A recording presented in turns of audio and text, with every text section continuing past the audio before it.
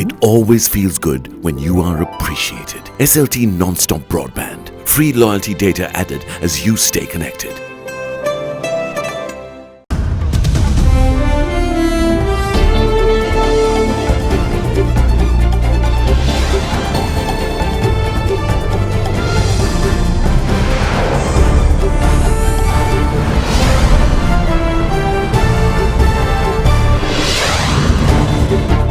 Tonight, red herring. The government says that MP Ranjan Ramanayake remains simply a fall guy, with the real mastermind behind the campaign of judicial interference remaining former Prime Minister Ranil Wickremesinghe. Quick solution. President Gotabaya Rajapaksa announces the government's plans to recruit all unemployed graduates into public service. The fallout. Criminal Investigation Department records statements from judges implicated in the Ranjan tapes fiasco.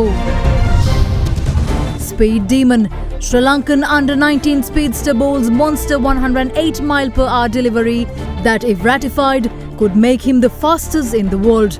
All this and much more coming up on this Monday, the 20th of January 2020. මේ scene එකෙන් cut වෙන්න. ඇන්ටිජර් මවුත්වොෂ් සමගින් එන close up gel එක story එක start කරන්න. Hi. Hi. From AdaDerana, this is AdaDerana First at 9. Live from Studio 24 in Colombo.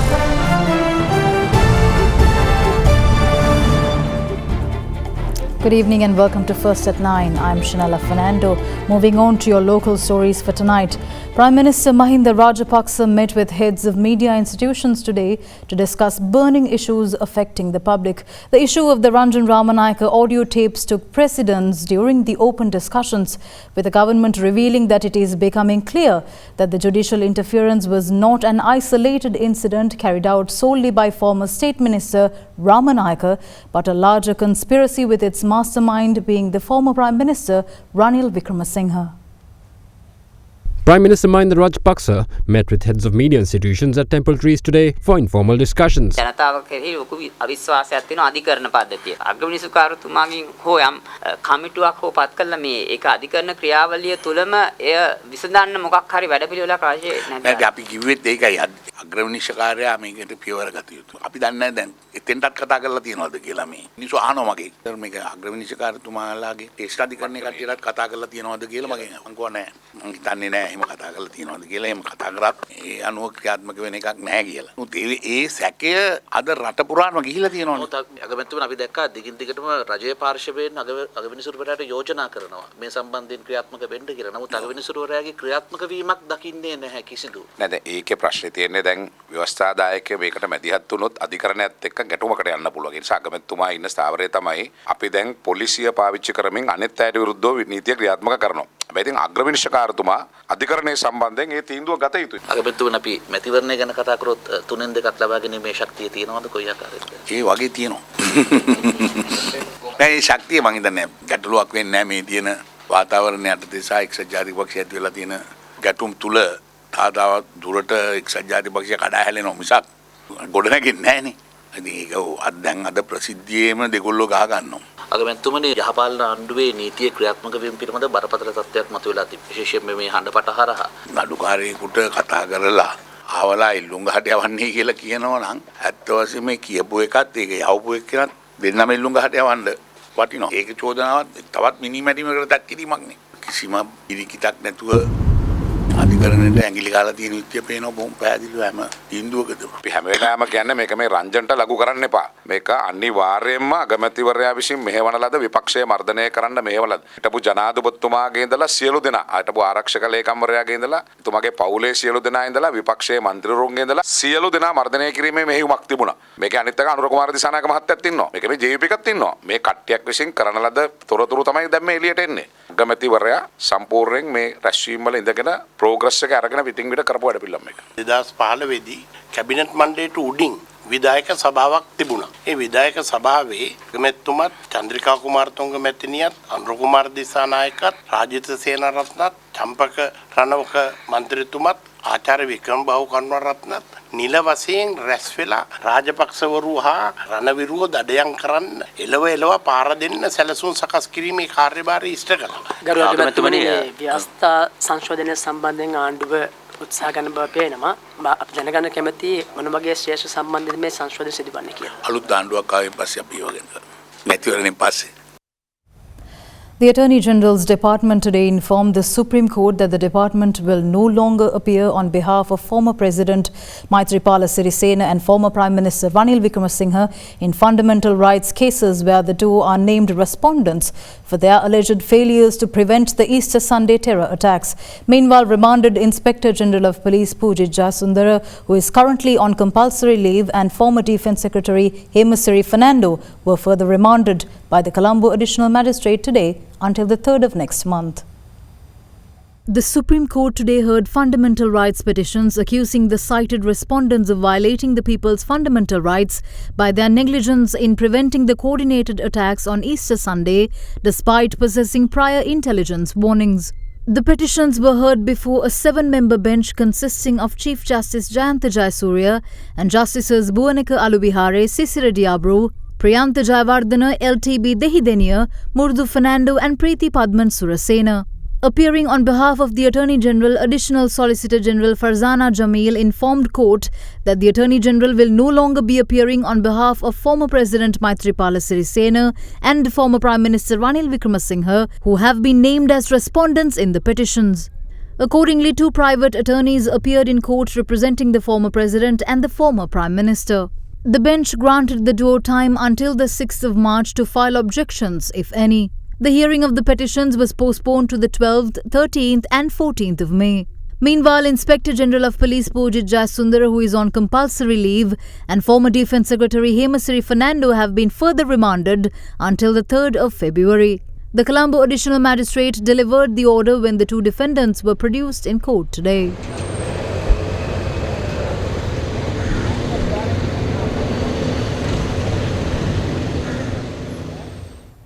President Gotabaya Rajapaksa today revealed government plans to immediately recruit all unemployed graduates who will be injected into the state sector. The president revealed this at a discussion held between the government officials and representatives of the graduates yesterday. The program will entail the filling of existing government and semi-government institutions and departments, of which a detailed list has already been compiled for the purpose. The graduates are to be recruited to the posts following a comprehensive training program and awareness program, which will include a focus on leadership skills and the public sector. The president stated that the objective of the program is to create a responsible government service and a capable government employee. Highlighting the country's unskilled workers as a main source of foreign exchange, the president added that it is essential for proper guidance to be provided to the country's youth in order to ensure their contribution to the growth of the national economy. President Rajapaksa added that it is of national importance that the country's education system is reformed to meet the requirements of both the local and the foreign job market, which can only be achieved through the use of a strategy with modern technology as its focal point.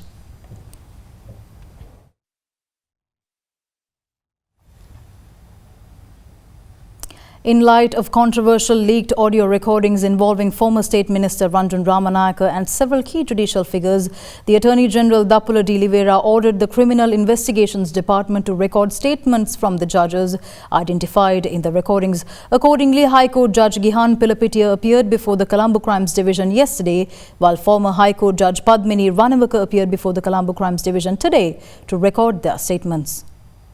Following the arrest and remanding of MP Ranjan Ramanayake on charges of interference in judicial proceedings, the Attorney General had instructed the Criminal Investigation Department to record statements from the judges involved in the controversial telephone recordings. According to the Attorney General's directive, the 3 judges have been identified as Ambalipitiya High Court Judge Gihan Pilapitiya, former High Court Judge Padmini Ranawaka and Baddegama Magistrate Dhammika Hemapala. Baddegama Magistrate Dhammika Hemapala was interdicted last week by the Judicial Services Commission following the leaking of recordings implicating him in dealings with MP Ramanayake. The Commission has also submitted recommendations to the President regarding the High Court Judge Gihan Pilapitiya, as the Commission lacks the authority to inquire into the judge's conduct. Police media spokesman Jalius Senaratne revealed that High Court Judge Gihan Pilapitiya had appeared before the Colombo Crimes Division and recorded a 5-hour statement yesterday. Meanwhile, former High Court Judge Padmini Ranawaka also came before the Colombo Crimes Division today to record statements regarding her involvement in the tapes.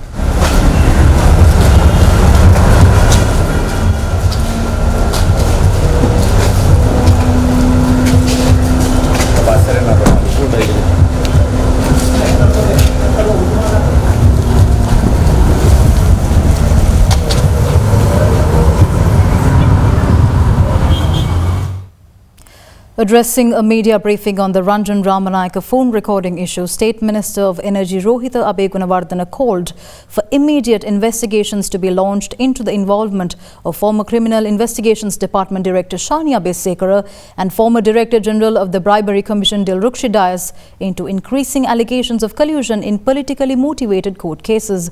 The State Minister also called for the phone records of parliamentarians exposed in the recordings to be subjected to scrutiny, which could reveal further evidence of political collusion. වර්තමාන විපක්ෂ නායක සජිත් ප්‍රේමදාස මහත්තයාගේ අහනවා ගිහිල්ලා රංජන් රාමනායක මේ කරපු වැඩේ සම්බන්ධයෙන් ඔබතුමාගේ අදහස් මොනවද? මං වගේ වැදගත් පුජ්‍යලයෙක්ගෙන් රංජන් ගැන අහන්න එපා. ඒ මැතිවරණයට පසු මැතිවරණයට පෙර සජිත් ප්‍රේමදාස මහත්තයා මෙන්න මෙහෙම කියනවා. මිත්‍රවරුනි, මෙතුමාව තමයි මම දාන්නේ හොරු අල්ලන්න. එතකොට මුළු ආණ්ඩුවම පිරිසිදු වෙනවා. සජිත් ප්‍රේමදාස මහත්තයා ජනාධිපති අපේක්ෂක වේදිකාවේ රටේ ජනතාවට වෙළඳ භාණ්ඩයක් කරගත්තේ රංජන් රාමනායක. දැන් හෙට අයිද වෙනකොට විශේෂඥ මනෝවෛද්‍යෙක් ගාවට දාලා ගියයිද දන්නේ රංජන් රාමනායකට පිස්සු. එතකොට එතනින් වැඩේ ඉවරයි. හඬපට ඔක්කොම යට යනවා. ඒවට උත්තර දීපු යාත් කියයි අනේ රංජන්ට පිස්සු හින්දා අපෙන් මෙහෙම ඇව්වා අපි එහෙම කිව්වා කියලා. දැන් මේ හඬපට ටික එළියට ඇවිල්ලා දැන් ටික දවසක් වෙනවා. මේ හඬපට වල කියවෙන සානි අබේසේකර CID ගේ හිටපු අධ්‍යක්ෂකවරයෙක් දිල්රුක්සි ඩයස් අල්ලස්සා දූෂණ කොමිෂන් සභාවේ හිටපු අධ්‍යක්ෂක ජෙනරාල්වරිය නීතිපති දෙපාර්තමේන්තුවේ හිටපු සොලිසිටර් ජෙනරාල්වරිය. හැබැයි මේ තුන් දෙනාගෙන් අද වෙනතුරු කට උත්තරයක්වත් ලබාගෙන නැහැ. එහෙනම් මේගොල්ලෝ එළියේ ඉන්නවයි කියලා කියන්නේ මේගොල්ලන්ගෙන් එන්න තියෙන කරුණු කාරණා ටික වසන් කරන්න පුළුවන් තත්වයක් ඇති වෙනවා. කරුණාකරලා මේගොල්ලන්ට විරුද්ධව නීතිය ක්‍රියාත්මක කරන්න කියලා අපි බොහොම පැහැදිලිව පොලිස්පතිතුමාගෙන් ඉල්ලීමක් කරනවා. තව ප්‍රශ්නයක් තියෙනවා මේ හඬපට ටික එළියට එනකොට අධිකරණයේ හිටපු අයගේ වැඩ තහනම් වෙච්ච ප්‍රමාණය මෙච්චරයි. පොලිසියේ වැඩ තහනම් වෙලා ඒ අයව නීති ඉදිරියට ගෙන ප්‍රමාණය මෙච්චරයි. මේ හඬපට සම්බන්ධ වෙච්ච පාර්ලිමේන්තුවේ හිටපු ඇමතිවරු නියෝජ්‍ය ඇමතිවරු පාර්ලිමේන්තු මන්ත්‍රීවරුන්ට මන්ත්‍රීකම අහෝසි වීමේ ප්‍රමාණය මෙච්චරයි. පටිගත නොවෙච්චව කොච්චරද? මිනිසුරුන්ට කතා කරපුවා තව හිටපු ඇමතිවරු රාජ්‍ය සේනාරත්න, චම්පික රණවක, රනිල් වික්‍රමසිංහ, චූටි පූස්පැටියා වගේ දැන් ඉන්නේ. මොකද දන්නේ 200ක පළල්ලකුත් දාගෙන. ඒ ඉතිහාසයේ ඒකට සම්බන්ධ වෙච්ච හැම කෙනෙක්ගේම දුරකථනවල වාර්තාවක් ලබා ගන්න වෙනවා. දේශපාලඥයෝයි විනිසුරුවරුයි අතර සාකච්ඡා තිබිලා තියෙනවා.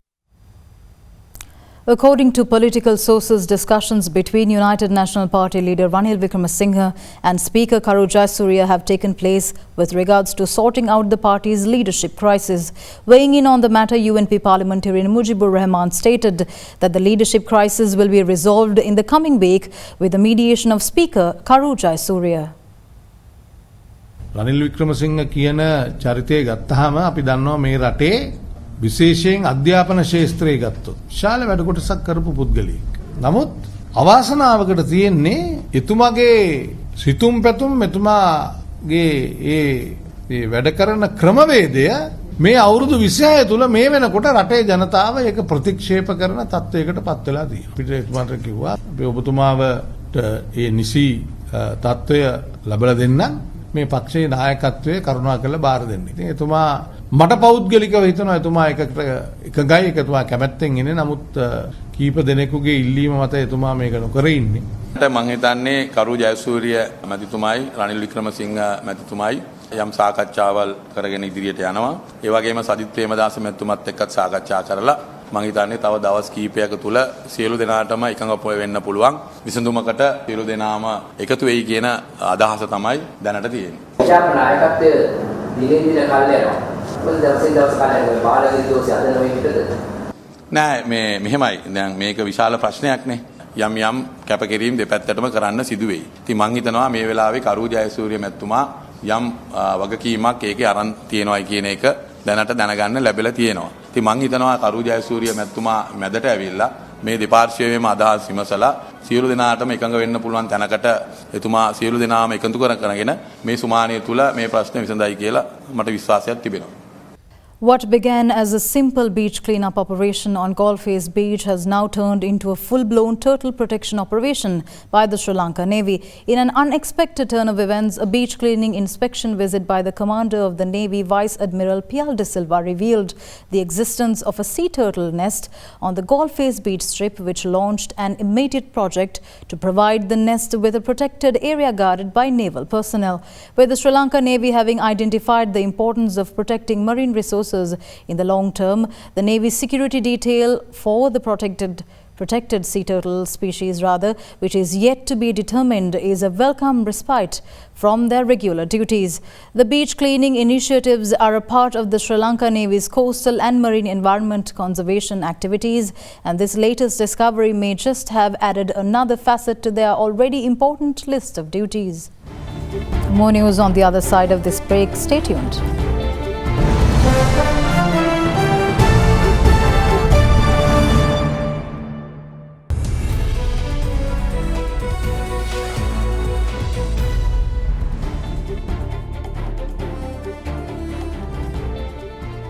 Welcome back. In your business news, ratings agency Moodys released a research note last week warning that the government's SME debt moratorium may not live up to its expectations if domestic economic conditions remain weak. In a note released last week, the agency warned that banks with significant SME operations are likely to be affected, with the possibility of an increase in bad debts once the moratorium ends.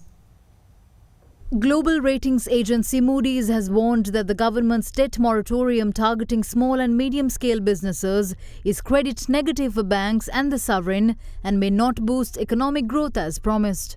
This, however, will only be applicable if domestic economic conditions remain weak. In a research note released last week, the ratings agency's rationale for the warning said that the moratorium could risk increasing the SME sector's risk appetite and relaxing their attitude towards debt repayments, which will in turn undermine the asset quality of banks and constrain the sovereign's credit profile. The banks expected to be affected the most by the moratorium will be private banks with core businesses revolving around the SME banking. While highlighting the deterioration of the bank's asset quality in recent years due to a weak domestic economy and excessive loan growth pre-2017, the note added that the debt moratorium will slow non-performing loan formation this year, with an increase in bad debts anticipated when the moratorium ends. It added that the debt relief package, including the tax cuts, are not expected to significantly boost demand, and that any short-term boost to economic activity will depend jointly on SME uptake for working capital support and banks' additional lending because of aggregate measures. The ratings agency also expects a strengthened tourism sector to drive continuing and gradual economic recovery in 2020, with real GDP growth picking up to 3.5% from the current 2.6% levels anticipated for the 2019 period. Sri Lanka's stocks closed 0.45% weaker today, dragged down by food, beverage and tobacco industries. The all share price index closed 26.72 points down at 5,906.20, falling for the fifth straight day. The S&P SL 20 index of more liquid stocks closed 0.07% or 2.06 points down at 2,789. Market turnover was 489 million rupees and 46 stocks gained and 63 declined. Nestle Lanka closed 63.90 rupees lower at 1,236 rupees a share, contributing most to the ASPI fall. Let's now take a more detailed look at how the market fared today. The commencing of the week, the secondary market yield curve remained broadly unchanged, while overall market witnessed a thin volley. And Central Bank has announced the weekly T-bill auction to be held on 22nd of January, amounting 25.5 billion. The stock market turnover was boosted by the two major parcel trades in Commercial Bank and John Keys changing hand, with the foreigners on the selling side. And Bros conclude the day in a negative territory. Market was dragged down by the price losses in Nestle and CTC. And foreigners continue to be the net seller amid high foreign participation. Sri Lanka's rupee closed marginally weaker at 181 rupees and 30 to 35 cents to the US dollar in the spot market today. The rupee closed at 181 rupees and 20 to 30 cents to the greenback at the end of the last week. Let's now take a look at how the Sri Lankan rupee traded against other major currencies during the day today.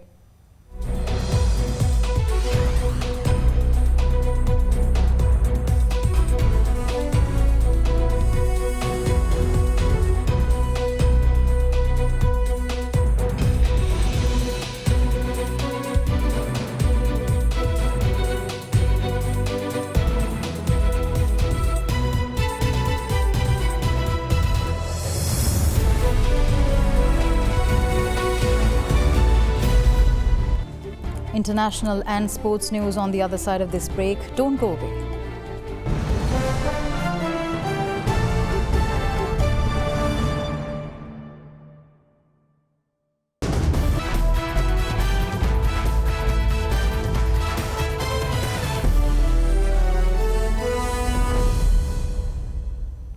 In your sports news, day 2 of the first test between Sri Lanka and Zimbabwe is currently underway at the Harare Sports Club. After winning the toss and electing to bat first, Zimbabwe posted a total of 358 runs in their first innings. Watchful half-centuries from openers Prince Mazware and Kevin Kazusa set Zimbabwe on track for a healthy first innings total on a flat Harare Sports Club pitch. Another 50 from Craig Irwin batting at number 3, then consolidated Zimbabwe's position in the game. Sri Lanka's Lasith Ambuldeniya completed a second career 5-wicket haul, claiming 3 of the 4 wickets to fall in the second session in Harare. In reply to Zimbabwe's total of 358 runs, Sri Lanka finished the day at 42 runs for the loss of 1 wicket. Sri Lanka trailed by 316 runs with 9 wickets remaining.